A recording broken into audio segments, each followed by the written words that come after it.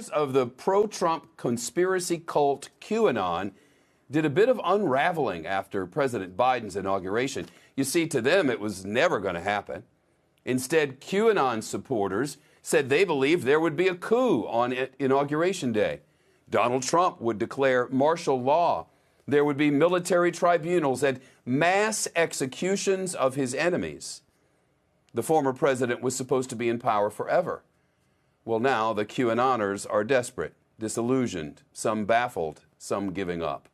When Mr. Biden was sworn in, one wrote, "I don't think this is supposed to happen. How long does it take the feds to run up the stairs and arrest him?" Another wrote, "It's like being a kid and seeing the big gift under the tree, only to realize it was a lump of coal the whole time." NBC's investigative reporter Brandy Zadrozny is with us now, follows QAnon. Brandy, the whole big cult-like lie is splintering now. Where are the pieces falling? Yeah, like you said, for QAnon adherents, it was a really sad day. They didn't get mass execution. All they got was a really lovely inauguration. So they sort of devolved. Some were despondent, like the tweets you just showed, like the messages you just showed. But they really fell into three buckets. One is they're sticking with Q. People have rallied around sort of the wreckage and are building moving the goalposts, building a new Judgment Day. And so it's going to be in 7 days or 30 days or a year. They'll keep doing that. They'll be with Q forever.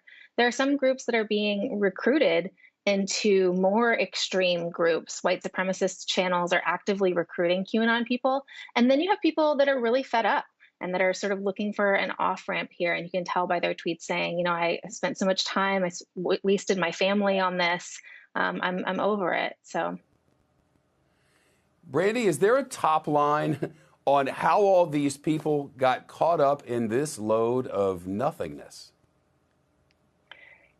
The story of QAnon is really a story with lots of chapters. And so for a lot of people got involved in 2018 because it was like a sort of game on the internet where they got to decode clues. And then you had people that got involved around the time of the pandemic when they started getting involved in anti-lockdown protests and getting involved in that way. And then you had a whole new group of people that came in during Stop the Steal and during the idea that was touted by the president that the election had been stolen from him. That narrative was actually being pushed by QAnon's largest influencer, who now has given up, actually. He was the guy that ran the QAnon board, and yesterday he threw in the towel.